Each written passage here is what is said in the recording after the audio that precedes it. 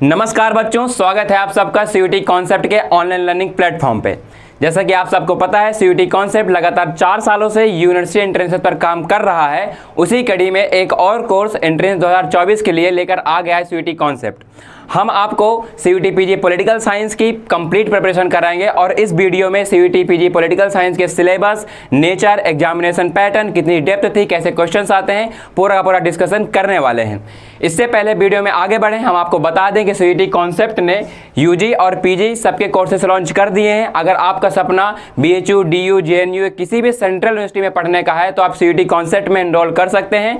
आप इनके एप्लीकेशन पर साथ ही साथ दिए गए नंबर पर कॉन्टैक्ट या व्हाट्सएप कर सकते हैं। आपको कंप्लीट जानकारी मिल जाएगी, आपको कहीं भटकने की जरूरत नहीं पड़ेगी। अगर आप सीयूटी पीजी के लिए ज्योग्राफी, पॉलिटिकल साइंस या कोई भी सीयूटी पीजी का अगर आप प्रिपरेशन कर रहे हैं या यूजी का कर रहे हैं तो आप सीयूटी कॉन्सेप्ट में एनरोल कर सकते हैं। इससे पहले वीडियो में आगे बढ़े, मैं आपको थोड़ा अपने बारे में बता देता हूं। जैसा कि आप देख सकते हैं, मेरा नाम अरुण है। मैंने UG and PG political science में बीएचयू से ही कंप्लीट किया है। साथ ही साथ जब डीयू यूटी अपना खुद का एंट्रेंस लेता था डीयू, तो 2020 में मेरी 17th रैंक थी इंटरनेशनल रिलेशंस में। उस साथ ही साथ मैंने साउथ एशियन यूनिवर्सिटी का एग्जामिनेशन क्वालिफाई किया है। बहुत एक प्रेस्टीजियस यूनिवर्सिटी है, जो एनटीए तो नहीं देता पर इसका खुद का एग्जामिनेशन होता है और एक इंटरनेशनल यूनिवर्सिटी है।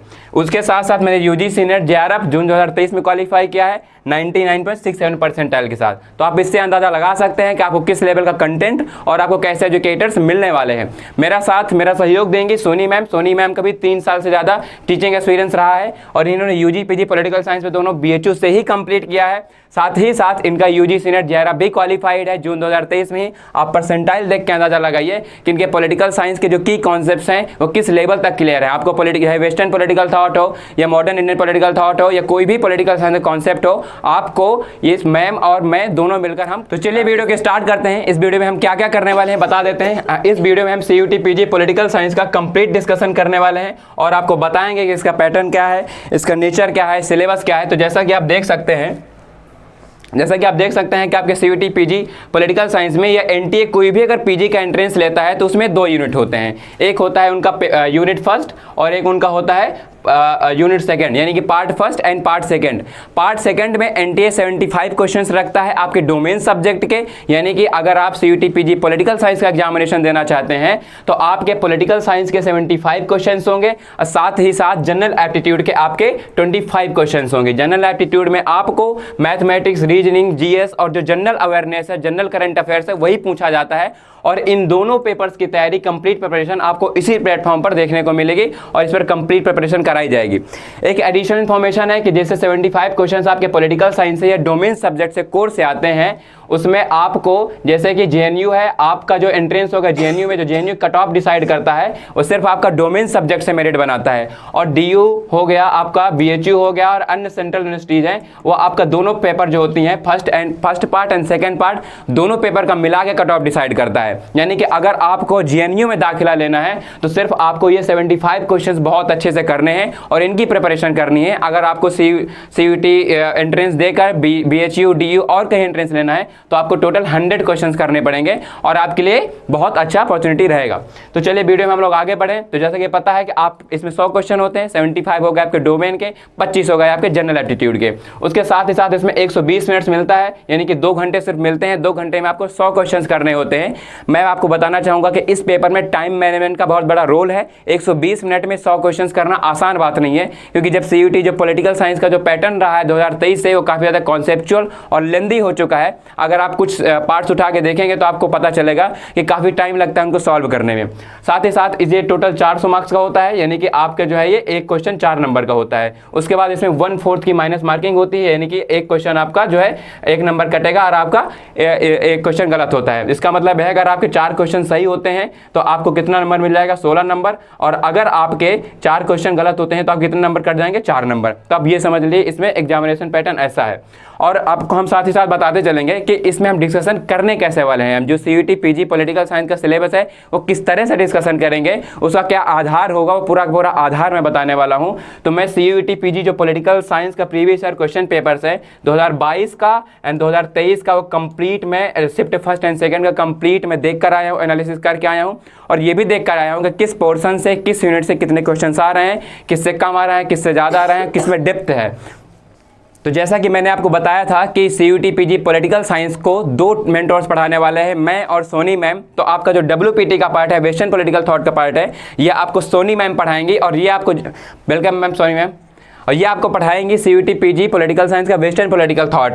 तो जो सिलेबस ये पढ़ाने वाली हैं, इस वीडियो में कंप्लीट डिस्कशन मैम कर देंगी, और बाकी जो सिलेबस रहेगा इनके बाद मैं कर दूंगा। तो आपको पता लग जाएगा कि कौन सा सिलेबस का पोर्शन मैं पढ़ा रहा हूँ, कौन सा मैम पढ़ा रही हैं, और आपको एक अंडरस्टैंडिंग रहेगी और बहुत बेटर अंडरस्टैंडिंग डेवलप होगी धीरे धीरे, जैसे जैसे आप हमारे साथ जुड़ते जाएंगे।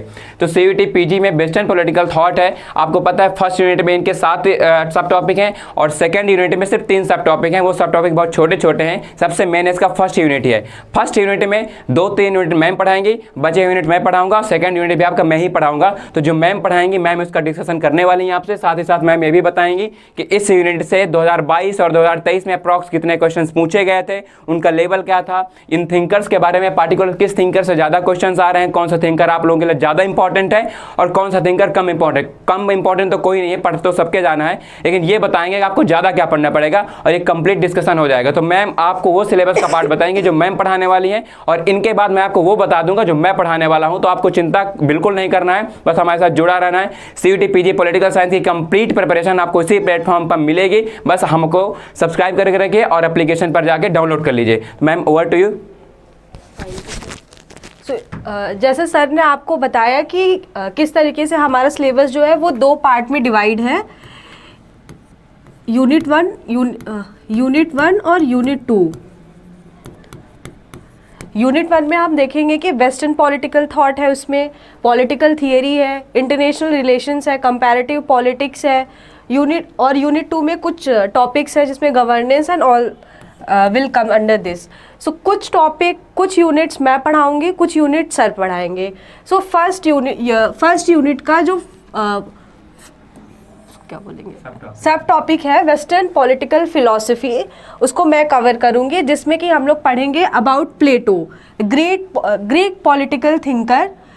इनके बारे में हम पढ़ेंगे, इनके जो मेजर कॉन्सेप्ट्स हैं उसके बारे में पढ़ेंगे, विच is very important for your entrance examination. जैसे इन्होंने थियरी ऑफ फॉर्म्स दिए हैं, इन्होंने एजुकेशन का कॉन्सेप्ट दिया है, इन्होंने कम्युनिज्म का कॉन्सेप्ट दिया है। सो वो क्या है, वो कितना इम्पॉर्टेंट है, एंड प्लेटो ने ये कॉन्सेप्ट्स दिए क्यों, जब हम डिटेल में ये टॉपिक कवर करेंगे उसमें हम ये सब चीज़ें डिस्कस करेंगे।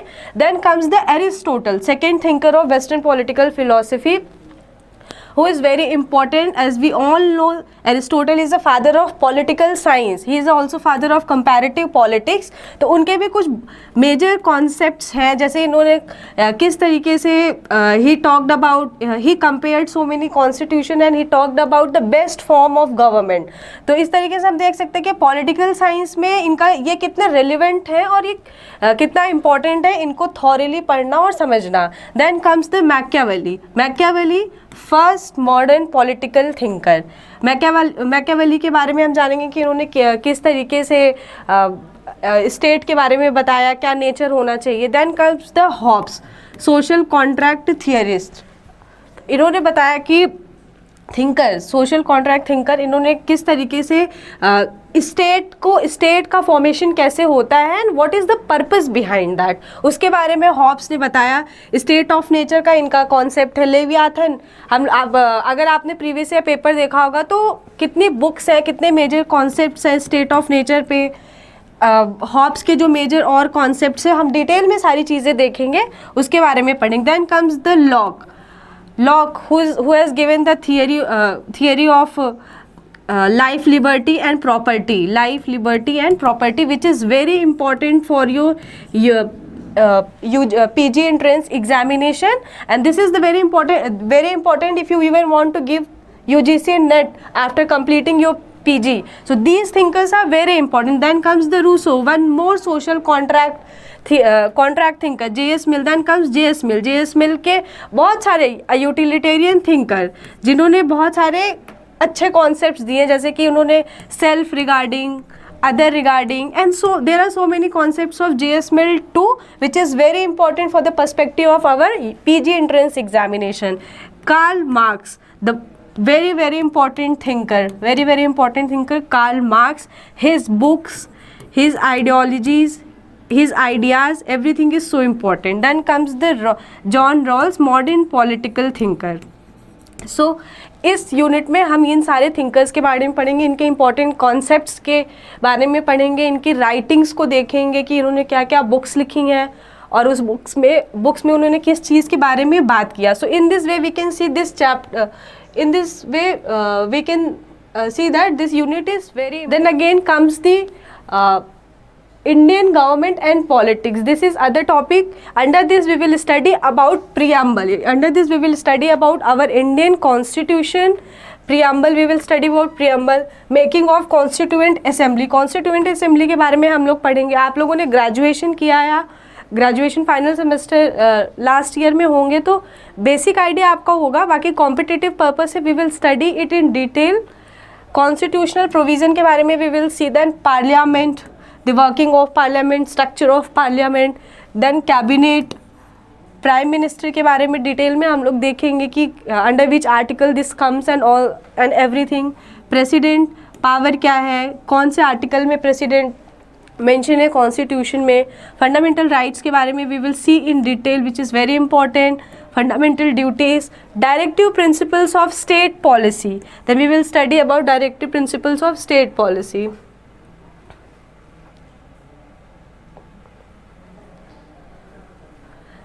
Next come the amendments. Amendments के बारे में हम लोग देखेंगे कि टोटल कितने amendments हुए हैं, मेजर amendments क्या हैं, कॉन्स्टिट्यूशन के किस सेक्शन में किस आर्टिकल में अमेंडमेंट्स का प्रोविज़न दिया गया है. Then comes the governor. Governor के बारे में देखेंगे कि which section of Indian constitution, which part of Indian constitution, which article covers the governor, what are the major powers given to governor. Study about state government, how the our state government. We know India is a federal, it has a federal nature, divided into powers are divided between state and central. So central government state government किस तरीके से काम करती है, सारी चीज़ें हम देखेंगे. then comes the federalism. जैसे मैंने बताया कि फेडरल नेचर है तो फेडरलिज्म क्या है, कितना इम्पोर्टेंट है, किस तरीके से पावर का डिवीज़न है. We will see all this thing under this. Then comes the political parties. We know कि कैसे इलेक्शन में हम देखते हैं we have different parties, how they work. फिर हम under this topic we will try to understand and we will understand कि किस तरीके से एक पॉलिटिकल पार्टी नेशनल पार्टी बनती है, रीजनल पार्टी बनती है, व्हाट आर द क्राइटेरिया, कितनी पार्टीज़ हैं हमारे पास. इस तरीके से हम सारी चीज़ें देखेंगे. Then comes the election provisions क्या है, which part of the Indian constitution covers the election provision, किस किस तरीके से इलेक्शन कंडक्ट कराए जाते हैं. इलेक्शन कमीशन के बारे में इसमें हम देखेंगे, स्टेट इलेक्शन कमीशन के बारे में देखेंगे. Then comes the local government under which we will study about panchayat and municipality. कौन सा पार्ट्स को कवर करता है, किस अमेंडमेंट के थ्रू आया and how much important the local government is. We will also study about judiciary, how our judicial system works, which part of the Indian constitution covers judiciary. There are so many things, power of chief justice, judges, उनका appointment कैसे होता है, impeachment कैसे होता है, उनके पास कितनी power है, and we will study about the governance. So after completing all this unit will be covered.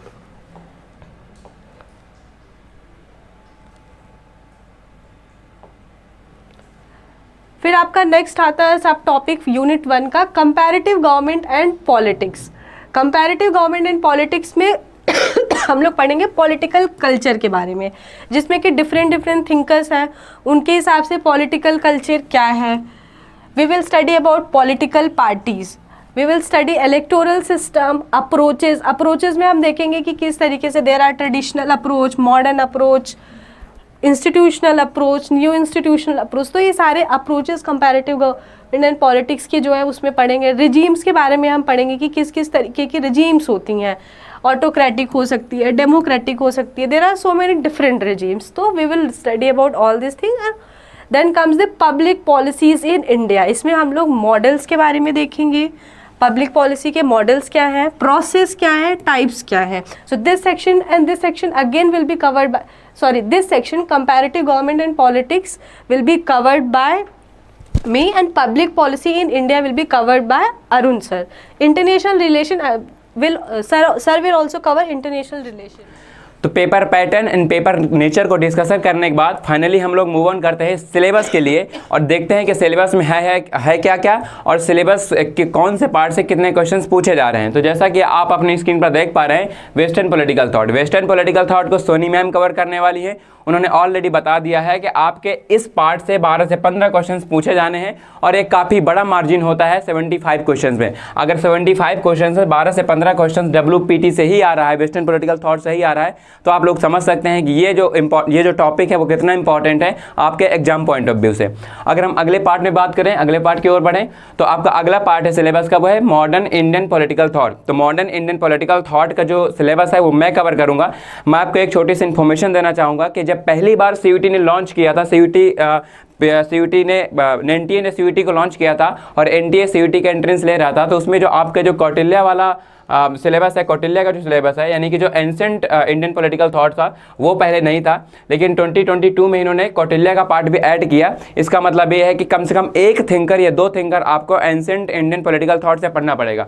उन्होंने हालांकि सिर्फ कौटिल्य के बारे में बताया है, लेकिन जब मैं पेपर डिस्कशन कर रहा था तो मैंने देखा कि 1 से 2 क्वेश्चन आपके मनु से भी थे और उसके साथ साथ अग्गनसुत्ता जो कि Buddhist concept of Indian political science है, वहाँ से भी थे। तो कौटिल्य के साथ साथ आप उनको भी एक बार देख लीजिएगा और देख क्या लीजिएगा, हम आपको पूरा कवर ही करवाएंगे। उसके साथ आपको हम राजा राम मोहन रॉय के जो पॉलिटिकल थॉट्स है वो बताएंगे, उन्होंने क्या रिफॉर्मेशन लेके आए इंडिया में, कौन कौन से उन्होंने समाज सुधारक काम किए और उनका इंडियन पॉलिटिकल थॉट डेवलपमेंट में क्या योगदान रहा, उसके बारे में डिस्कस करेंगे। उसके बाद गांधी जी हैं, आप लोग गांधी जी के जो आइडियाज है वो जानते हैं, स्वराज हो गया, उनका सस्टेनेबल डेवलपमेंट का प्लान हो गया, उनका ग्रामोदय हो गया, और उनकी एक जो बुक थी यंग इंडिया, इस सब के बारे में हम गांधी के जो पॉलिटिकल थॉट हैं इंडिया को लेके उसके बारे में डिस्कशन करेंगे। उसके बाद अंबेडकर के आप बहुत सारे बुक्स के बारे में नाम सुने होंगे आप, एनिहिलेशन ऑफ कास्ट।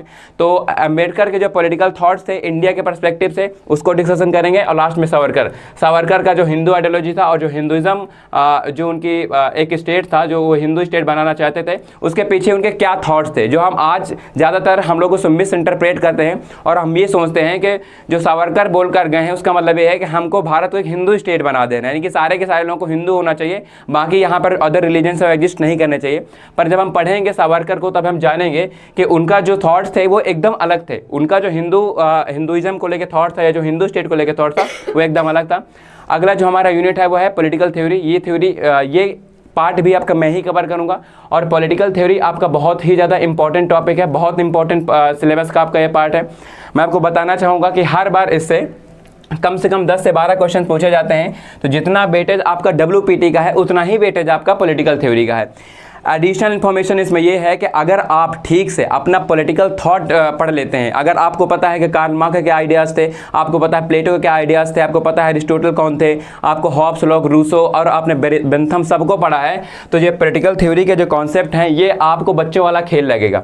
क्योंकि थ्योरी जो होती है वो किसी न किसी के थिंकर के थॉट से ही तो आती है। थ्योरी तभी बनती है जब कोई थॉट बन चुका होता है। तो अगर आपने थॉट एक बार ठीक से कवर कर लिया है, जो स्पेशली आपके वेस्टर्न पॉलिटिकल थॉट है, तो आपको concepts of liberty, equality, justice, sovereignty, citizenship, उसके बाद democracy, human rights, state, contemporary issues, feminism, इन सबको पढ़ने में कोई दिक्कत नहीं आएगी। साथ ही साथ में जो इंडिविजुअली जो इनकी प्रेजेंस है पेपर है वो भी मैं पढ़ाऊंगा। जैसे कॉन्सेप्ट्स ऑफ लिबर्टी हो गई, तो लिबर्टी कितने टाइप की होती है, नेगेटिव लिबर्टी, पॉजिटिव लिबर्टी क्या होती है, लिबर्टी में किन किन जो मेजर थिंकर्स ने उन्हें कॉन्ट्रीब्यूशन किया, जैसे कि हमारे लॉक हो गए, हॉब्स हो गए, रूसो हो गए, कार्ल मार्क्स क्या बोलते थे। हालांकि कार्ल मार्क्स का ऐसा कोई आइडिया नहीं है लिबर्टी के बारे में, ना उन्होंने कोई थॉट दिया है, पर वो ये जरूर बताते थे कि लिबर्टी क्या नहीं होती है, क्या क्या चीज़ें करने से अगर स्टेट इंपोज करता है, कोई पर्टिकुलर थॉट इंपोज करती है तो लिबर्टी को हार्म करता है। हम इक्वालिटी को देखेंगे, हम डॉर्किन के जो प्रिंसिपल्स हैं वो देखेंगे, उसके बाद जस्टिस देखेंगे, जॉन रॉल्स का जो बहुत फेमस प्रिंसिपल है जस्टिस का, उसको हम पढ़ेंगे। और ज़्यादातर आपके जो टॉपिक हैं, जो मैं बता दूं कि जो 10 से 12 क्वेश्चन है ना, ये आपके आए कहाँ से हैं। ज़्यादातर जो आपके क्वेश्चन है ना वो आपके लिबर्टी, इक्वालिटी, जस्टिस और सॉवरेंटी से एक ही क्वेश्चन था, बहुत इंपॉर्टेंट नहीं है। उसके बाद इसमें सिटीजनशिप एंड जेंडर से एक ही क्वेश्चन था। ज़्यादातर क्वेश्चन आपके इक्वालिटी से, लिबर्टी से और डेमोक्रेसी से आए हैं। उसके बाद कंटेम्प्रेरी इशूज़ से खूब क्वेश्चन थे। कंटेम्प्रेरी इशूज़ जो बहुत सारे चल रहे हैं अभी पॉलिटिकल थ्योरी में, वो थे जैसे मॉडर्न इंडियन पॉलिटिकल थ्योरी हो गई, उसके बाद फेमिनिज्म आइडियोलॉजी।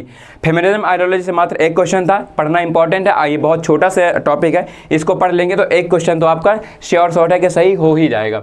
अगर हम फिर अगले सिलेबस अगले यूनिट की बात करें, अगर हम सब टॉपिक की बात करें तो आपका है इंटरनेशनल रिलेशंस। ये मैं कहूँगा one of the most important topic of this unit. ये मैं कहूँ CUET PG का जो सबसे इंपॉर्टेंट यूनिट है, सबसे इंपॉर्टेंट जो टॉपिक है वो इंटरनेशनल रिलेशंस ही है। बहुत इंटरेस्टिंग होता है पढ़ने में इसको मज़ा बहुत आता है।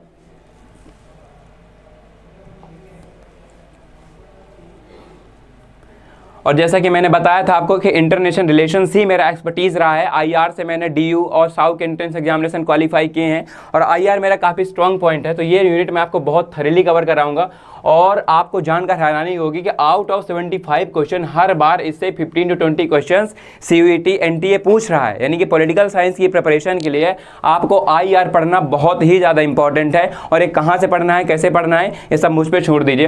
तो अगर IR के सिलेबस की बात करें तो इसमें आपको पहला टॉपिक पढ़ना है realism and liberalism.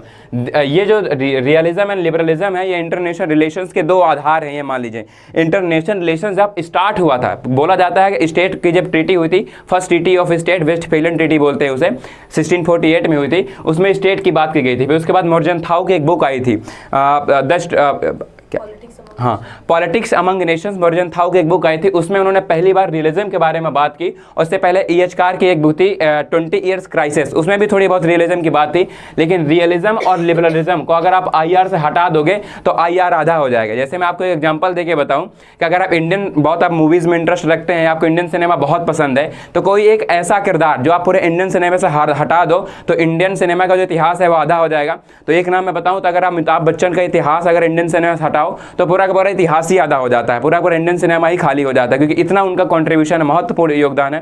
Similarly realism and liberalism का इंटरनेशनल रिलेशंस में बहुत बड़ा कंट्रीब्यूशन है। आपको रियलिज्म और लिबरलिज्म समझ में आ गया तो neo realism, neo liberalism, structural realism, ये सब समझ में आ जाएगा, क्योंकि ये दोनों बहुत इंपॉर्टेंट हैं। उसके बाद हम कोल्ड वार पॉलिटिक्स, जो कि 1945 से लेके 1991 तक चली थी। आपको पता है USA और USSR के बीच में ये 45 साल 40 साल तक इनके बीच में एक शीत युद्ध चला, जिसको कोल्ड वार बोलते हैं। इसमें कैसी पॉलिटिक्स रही, कौन कौन से ऐसे क्षण आए जिसमें लगा कि फिर से तृतीय विश्व युद्ध हो सकता है, ये दोनों के बीच घमासान युद्ध हो सकता है, और किस टाइप से इस टाइम पे पॉलिटिकल सिस्टम डेवलप हो रहा था, कैसे पॉलिटिकल थॉट्स थे, वो पढ़ेंगे। उसके बाद हम नेम पढ़ेंगे कि नेम का क्या रिलेवेंस है आजकल। नॉन अलाइन मूवमेंट ये हमारे first prime minister Pandit Jawaharlal Nehru ने स्टार्ट किया था। युगोस्लाव के जो उस टाइम पे प्राइम मिनिस्टर थे टीटो, उन्होंने समर्थन दिया था। और उसके बाद जो बहुत सारी कंट्री जो क्योंकि नई नई आज़ाद हुई थी, नए जिनको जो कॉलोनी से आज़ाद हुई थी, उन्होंने इसका बहुत समर्थन किया था। और नैम इस्टेब्लिश हुआ था 1961 में बेलग्रेड ट्रीटी के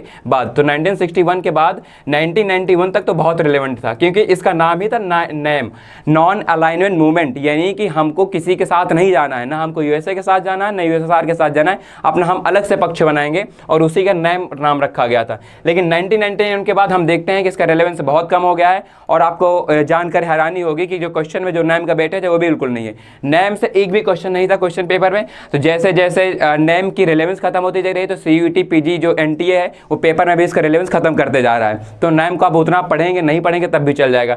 सेम कंडीशन सार्क के साथ है। SAARC is also not a very important organisation, I will say, because आपको पता है कि पाकिस्तान से इंडिया के रिलेशन बहुत खराब है, पिछले कई सालों से खराब है, और बहुत सारी ऐसी नेबरिंग कंट्री के साथ हमारे बॉर्डर इशूज़ हैं, इंटरनेशनल रिलेशन इशूज़ हैं। तो सार्क की जो लास्ट समिट हुई थी, कहें जो लास्ट मीटिंग हुई थी 2016 में। उसके बाद 2017 में प्रस्तावित था पाकिस्तान की इस्लामाबाद में, लेकिन आज तक सहमति भारत से नहीं बन पाई। और सार्क की 2017 से आज तक कोई मीटिंग ही नहीं हुई, 2016 के बाद से। तो 5-6-7 साल से ये भी इरेलेवेंट हो गया है, इसका भी बहुत वेटेज नहीं है। उसके बाद हम UNO पढ़ेंगे, वेरी इंपॉर्टेंट। UNO इसलिए इंपॉर्टेंट है क्योंकि UNO से ही खाली कम से कम 5 से 6 क्वेश्चन आ जाते हैं IR के अंदर, क्योंकि UNO बहुत बड़ा ऑर्गेनाइजेशन है, एक पेरेंट ऑर्गेनाइजेशन आई विल से इन इंटरनेशनल रिलेशंस। एक ऐसा ऑर्गेनाइजेशन है जो पिता की तरह काम करता है, सारे ऑर्गेनाइजेशंस को, इंटरनेशनल पॉलिटिक्स को कंट्रोल करता है। उसके बाद हम आसियान के बारे में देखेंगे। आसियान एक रीजनल ऑर्गेनाइजेशन है साउथ एशियन नेशंस का, और इसका इकोनॉमी में बहुत बड़ा कंट्रीब्यूशन है। भारत भी इसका फुल डायलॉग पार्टनर बन चुका है, आपको पता है। उसके बाद EU के बारे में पढ़ेंगे। EU 1951 में स्टैब्लिश हुआ था कोल इंडस्ट्री के नेम से। उसके बाद 1995 में मास्ट्रिक्ट ट्रीटी में, 1995 में इसका नाम यूरोपियन यूनियन पड़ा। यूरोपियन यूनियन भी बहुत इंपॉर्टेंट है। और आज के दौर में मैं देखूँगा, अगर इंडिया के पर्सपेक्टिव से EU की बात करूँ तो ईयू 2% कंट्रीब्यूटर रहा है वर्ल्ड जीडीपी का, ये सॉरी वर्ल्ड इंटरनेशनल रिलेशंस का भारत के साथ बात करूं तो EU is very important, EU को पढ़ेंगे। उसके बाद India's foreign policy particularly with China, आपको पता है कि China is a new threat to India this days, और चाइना कैसे एक रीजनल हेजमन के रूप में उभर रहा है, कैसे चाइना की पॉलिसी मैनेज है, कैसे चाइना इंडिया को घेर रहा है पल्स ऑफ स्ट्रिंग के द्वारा, कैसे चाइना ने पोर्ट बना लिया म्यांमार में, श्रीलंका में, जिबूती में, बहुत सारी जगह चारों तरफ से इंडिया को घेरने की कोशिश कर रहा है। इंडिया भी उसका अपनी जितनी लिमिट है उसके हिसाब से जवाब देने की कोशिश करता है, और इंडिया भी चाइना को टैकल कर रहा है एशिया में पार्टिकुलरली। अब एक इसका एग्जांपल है मोदी जी का रिसेंट विजिट अमेरिका में बाइडेन से मिलना, और उसके बाद बाइडेन का वेबर टू इंडिया, बहुत बड़ा इसका एक एग्जांपल है कि कैसे हम चाइना को एशिया में टैकल कर रहे हैं। उसके बाद हम इंडिया के foreign policy Pakistan and USA के साथ पढ़े। पाकिस्तान इज इरेलेवेंट, पाकिस्तान के साथ हमारी कोई पॉलिसी नहीं है, we don't have even ambassador there, तो पाकिस्तान के साथ कोई इसका रिलेवेंस नहीं है। सिलेबस में भी क्यों है मुझे समझ नहीं आता, क्योंकि इससे क्वेश्चन पूछे ही नहीं जाते। जो ज़्यादातर क्वेश्चन पूछे जाएंगे आपको ट्रीटीज से पूछे जाएंगे, अब वो ट्रीटी सिविल ट्रीटी हो गई या जो भुट्टो या इंदिरा गांधी के बीच हुई इनसे पूछी जाएगी। और यूएसए के साथ हमारे रिलेशन बहुत बढ़ रहे हैं, आपको पता है USA is the biggest contributor of the world economy towards India. तो अगर हम बात करें इंडिया का जो सबसे बड़ा व्यापार है वो यूएसए के साथ है। तो ये कुछ टॉपिक्स है इंटरनेशनल रिलेशंस में, आपको देखने में बहुत छोटा लग रहा होगा, लेकिन आप खाली अगर कोल्ड वार को उठा लेंगे तो कोल्ड वार में कम से कम हजारों बुक पढ़ लेंगे तब भी खत्म नहीं होगा। तो ये टॉपिक देखने में तो छोटा लग रहा है कि इसमें बहुत कम यूनिट्स हैं, लेकिन जब पढ़ने बैठेंगे तो इसकी असलियत समझ में आएगी कि कितना इंपॉर्टेंट, कितना डीप, कितना वास्ट सिलेबस है इसका इंटरनेशनल रिलेशंस का।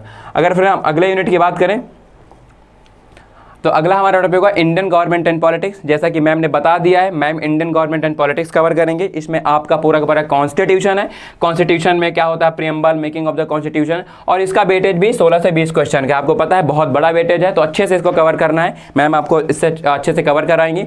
उसके बाद अगले सिलेबस के पार्ट में बात करें तो आपका है कंपैरेटिव गवर्नमेंट एंड पॉलिटिक्स। तो कंपैरेटिव गवर्नमेंट एंड पॉलिटिक्स भी मैम कवर कराएंगी, और मैम का जो स्ट्रॉन्ग जोन या कंपैरेटिव गवर्नमेंट एंड पॉलिटिक्स है, अरे बहुत अच्छे से मैम इसको कवर करवाएंगे। आप लोग बिल्कुल टेंशन नहीं लेना आप इसके बारे में।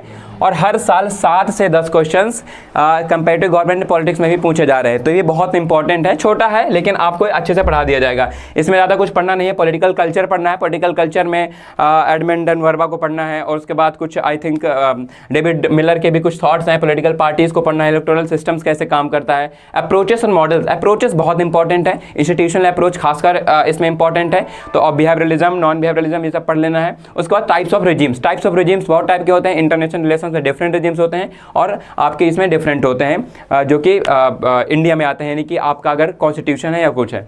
तो अगला जो यूनिट है पब्लिक पॉलिसीज इन इंडिया, तो पब्लिक पॉलिसीज इन इंडिया ये आपका मैं कवर करूंगा। और पब्लिक पॉलिसीज इन इंडिया से देखिए मैं बताऊं तो इससे डायरेक्टली क्वेश्चंस है ही नहीं। 2023 के पेपर में तो एक भी क्वेश्चन नहीं है, ना तो पब्लिक पॉलिसी से है ना ही तो पबाइड से है। अब ऐसा क्यों है मुझे नहीं पता, लेकिन मुझे एक अनुमान लग रहा है कि इस बार आपका पब्लिक पॉलिसी इन इंडिया से मुझे लग रहा है 2 से 3-4 क्वेश्चन जरूर पूछे जाएंगे, और आपको इसको ठीक से प्रिपेयर करके जाना। इसमें होता क्या है, इसमें मॉडल्स इसके बहुत इंपॉर्टेंट होते हैं, बहुत ईजी टॉपिक है, बहुत इसमें सरल जो कॉन्सेप्ट हैं, और प्रोसेस और टाइप्स, तो ये तीनों आप डालेंगे। अगर आप पब्लिक पॉलिसी इन इंडिया में आप ये तीनों अगर सब हेडिंग्स भी पढ़ते हैं तब भी आपका एक काम निकल जाएगा। इसको बहुत अच्छे से कवर कराऊंगा, इसके लिए आपको बिल्कुल चिंता करने की जरूरत नहीं है। तो ये आपका पूरा का पूरा सिलेबस था जो कि था, और कुछ बचा है तो देख लेते हैं।